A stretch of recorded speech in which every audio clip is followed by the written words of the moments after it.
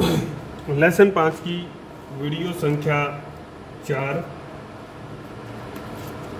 दक्षिण नीति के परिणाम। अभी तक हमने जो है औरंगजेब की दक्षिण नीति के बारे में पढ़ा था। अब हम पढ़ने वाले हैं कि उस जो नीति उसने अपनाई दक्षिण में इतने लंबे समय शासन करके, उस नीति के जो परिणाम जो है वो मुगल साम्राज्य के लिए, उसके स्वयं के लिए वो कैसे रहे, उन परिणामों के बारे में हम चर्चा करने वाले हैं। तो नीति तो आपने पढ़ी है कि काफ़ी उसके आयाम थे, कई तरह के जो उसमें तरीके उसने लगाए थे।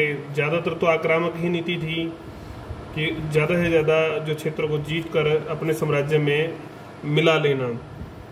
ये नीति जो है वैसे आलोचना का पूरा जो है इसके शिकार रही है। इसमें कई इतिहासकारों ने इसे जो है उसकी अपरिपक्वता, मतलब ना समझी मूर्खता का जो है मिश्रण बताया है।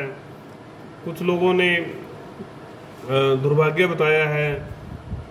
हालांकि औरंगजेब ने कोई कसर इस मामले में नहीं छोड़ी, सब कुछ दांव पर लगा दिया उसने।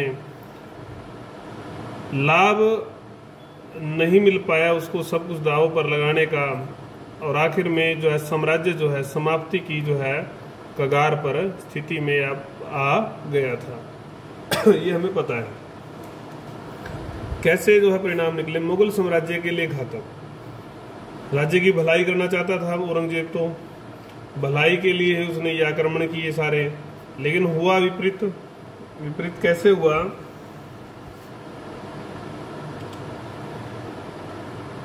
जैसे जो परिस्थितियां थी उस समय की, जिस परिस्थितियों में, जिन स्थितियों में उसने जो है काम किया, जैसी स्थिति थी, जैसे लोग थे, जैसा समय था, तो उसने काम तो किया, लेकिन वो काम जो है उसकी जो ये नीति जो है परिपक्वता वाली, तो उसमें वो उसके लिए आखिर में कब्रगाह, मतलब वहीं उसकी कब्रगाह जो है बनी, सिद्ध हुई। मतलब नीति कोई अच्छी साबित उसकी नहीं हुई।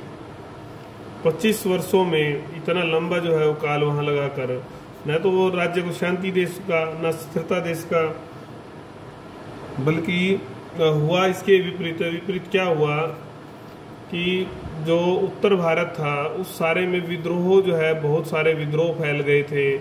अव्यवस्था का जो है आलम जो है पूरे साम्राज्य में, प्रशासन व्यवस्था में छा गया था।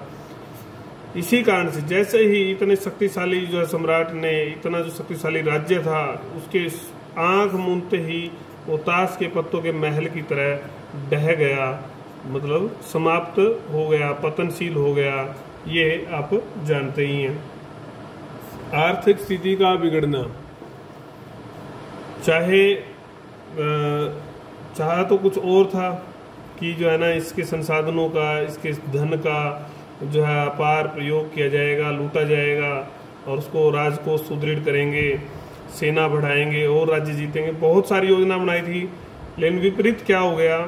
1636 में जो 50 लाख जो वहाँ से वार्षिक जो कर आ रहा था विभिन्न राज्यों से, वो कर भी नहीं आया। वो उससे भी जो है हाथ धो बैठा, खो बैठा, उसको भी खो बैठा। बल्कि जो बड़ी सेना थी, इतनी बड़ी सेना थी, उसके जो व्यवस्था थी, उसका जो खर्च था, वही चला पाना मुश्किल हो पा रहा था। अगर इस खर्च का मूल्यांकन करेंगे तो असंभव, ये मतलब बड़ा मुश्किल है संभव। इस पहले ही राजकोष खाली था, मुसीबत में था, स्थिति खराब थी। अब 1703 से 7 तक तो 4 वर्षों में ऐसी स्थिति रही कि सैनिकों को जो है इस बीच में केवल 1 वर्ष का ही जो है वेतन मिल पाया। इस सारे से जब राजा का, शासक का ध्यान जो है सारा लड़ाइयों में ही रहे, तो कैसे कृषि और व्यापार की तरफ ध्यान देगा? तो उसने कोई ध्यान वो नहीं दे पाया, नहीं दिया। दोनों ही बातें थी। तो दक्षिण में जो है कुल मिलाकर इस समय जो है दोनों ही शक्तियां, अगर हम बात करें, चाहे वो मराठे थे और चाहे वो मुगल थे, तो खूब जो है लूटमार करते। इससे जो नुकसान जो है वो आम आदमी को ही जो है, साधारण जो व्यक्ति था उसको काफ़ी नुकसान जो है उठाना पड़ रहा था। क्या पता कब कहाँ किसको लूट लिया जाता, व्यापारियों का सामान लूट लिया जाता था। तो जनता का जो विश्वास वो शासन से, व्यवस्था से उठ चुका था, उठ गया था, ऐसी स्थिति हो गई थी। सांस्कृतिक पतन की बात करें, ऐसा राज्य था ये, ऐसा विश्व में एक राज्य था जिसकी गणना मुगल साम्राज्य की सांस्कृतिक विकास के लिए जानी जाती थी। शाहजहां ने बड़े काम किए थे स्थापत्य में, चित्रकला में। अकबर ने भी बड़ा काम किया था, लेकिन ये एक ऐसा शासक था जिसने ध्यान नहीं दिया, न संगीत में न स्थापत्य में कोई विशेष इसने ध्यान नहीं दिया। केवल इसकी जो कोई रुचि नहीं थी, ऐसा कहते हैं, इसकी रुचि केवल जो है साहित्य जो है इसकी पसंद का विषय था। सबसे पहला विषय जो था इसकी पसंद का, हालांकि वीणा वगैरह कुछ बजाता था, हमने पढ़ा है। लेकिन क्यों हुआ ये सारा, क्यों हुआ ये आगे नहीं ले जा सका इस सारे को, इसके बारे में हम पढ़ें तो समझ में आएगा। क्योंकि सारा का जो सारा समय था वो दक्षिण में ही बीत गया, लड़ाइयों में वहीं व्यस्त रहा लड़ाई में। तो इस सारे से जो सांस्कृतिक धरोहर अकबर, शाहजहां, जहांगीर सब ने बनाई थी, उस सारे का जो पट्टाक्षेप अगर हम करें, मतलब समाप्ति जो है या उसको पतन की ओर ले जाने वाला औरंगजेब था। कोई विशेष विकास वो नहीं कर पाया, बल्कि जो था उसको भी वो नहीं बचा पाया या संजो पाया, उसका भी संरक्षण कर पाया। जन सहयोग न मिलना, राजपूत नीति थी, धार्मिक नीति थी, इस सारे से समाज का जो विश्वास है वो उसके राज्य से और उस पर उठ गया था।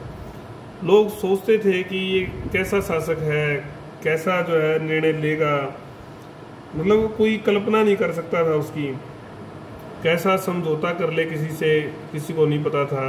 कैसे लड़ाई लड़ेगा, ठीक है, क्या चाहता है, लोगों को समझ में नहीं आ रहा था। और ये सब तो आ ही नहीं रहा। और उसके बाद उसने समस्याएं क्या पैदा की, कर अधिक लगा दिए, आम आदमी पहले परेशान था। तो इन सारी समस्याओं से जो समाज के लोग, जो संतुष्टि तो कहाँ मिलेगी उनको, तो वो सारे क्या हो गए, संतुष्ट होने की बजाय असंतोष से भरकर विद्रोही हो गए। विद्रोही होकर जिस समाज ने सहयोग करना था किसी व्यवस्था को बनाने में, या कोई दबाव, कोई जो है परेशान करता है शासक को, तो वो सारे विरोधी हो गए। चाहे सतनामी थे, जाट थे, सिख थे, मराठे थे, सब लोग विरोधी होकर उन्होंने खुला विरोध किया। और इन शक्तियों को जो है वो पूरी तरह से दमन नहीं कर पाया। ये लगातार उसको परेशान करती रही, उसकी शक्ति, उसका धन जो है खर्च करवाती रही। तो इस सारे में जन सहयोग मिलता तो उसको ये समस्या नहीं आती इनके विद्रोह को दबाने में। शाही सम्मान को आघात, बड़ा विश्व में बड़ी जो पहचान थी, बड़ा साम्राज्य कहलाता था मुगल, इसकी शानो शौकत, विजय, इसका वैभव, इसका जो सम्मान था वो विशेष था। विश्व में जो है जाने जाते थे इस काम के लिए। लेकिन दक्षिण नीति में लगातार असफलताएं उसको मिल रही थी। सारा वैभव जो है मिट्टी में मिल गया इन असफलताओं से। मुगल जो सेना थी, जो बड़े बड़े युद्धों को जीत चुकी थी, वो हिचकिचाने लगी थी कि अब जो है अब लगातार जो है उत्साह उसमें नहीं रहा, लगातार मुकाबला करने की स्थिति में नहीं थी। समाज में प्रचार हो गया कि भाई इनको तो वेतन भी नहीं मिल पा रहा है, वेतन नहीं दे पा रहा है मुगल साम्राज्य। तो सारी धारणाएं मुगल साम्राज्य के प्रति समाज की निरस्त हो गई कि इतना बड़ा साम्राज्य है, ऐसा वैभव है, ऐसी शक्ति है इसके पास। तो जब धारणाएं निरस्त हुई, लोग इसके वैभव को समझ गए कि कुछ नहीं है, बनावटी है, चमक दमक जो है सब बनावटी है, ये कुछ नहीं है इनके पास। तो बालू की रेत की तरह उसको ढहने की योजनाएं बनाने लगी, और वो ढह भी गया बालू की रेत की तरह, अपने आप ही ढह जाएगा। खोखलापन जो उसमें आया था, तो ये खोखलापन हमने अभी पढ़ा 5 बिंदुओं में। अगर हम स्टूडेंट में भी और ये 2 बिंदु दे रखे हैं, और आप भी और बिंदु भी आप सोच सकते हैं, इंटरनेट से भी ढूंढ सकते हैं, रेफरेंस बुक से निकाल सकते हैं। तो विस्तार से आपको ये करना है। इम्पोर्टेंट जो है ये क्वेश्चन आपका 15-16 अंक में जो है ये आ सकता है परिणाम जो है।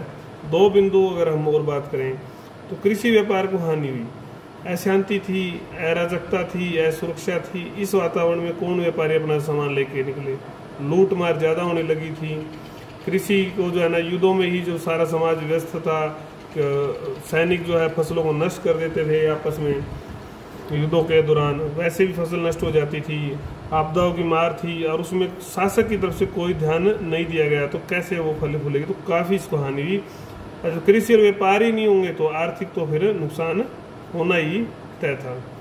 उत्तरी भारत में विद्रोह, इन शक्तियों को अवसर मिल गया क्योंकि इनको दबाया गया था, इनको अपमानजनक घूट पीने पड़े थे, राजपूतों को, जाटों को, सतनामियों को, सिखों को, मराठों को, तो ये सब उठ खड़े हुए। इनको जैसे ही मौका मिला तो ये सब उठ खड़े हुए और इकट्ठे जो है ना उन्होंने धावा बोला और मुगल साम्राज्य को इन्होंने बड़ी चुनौती दी।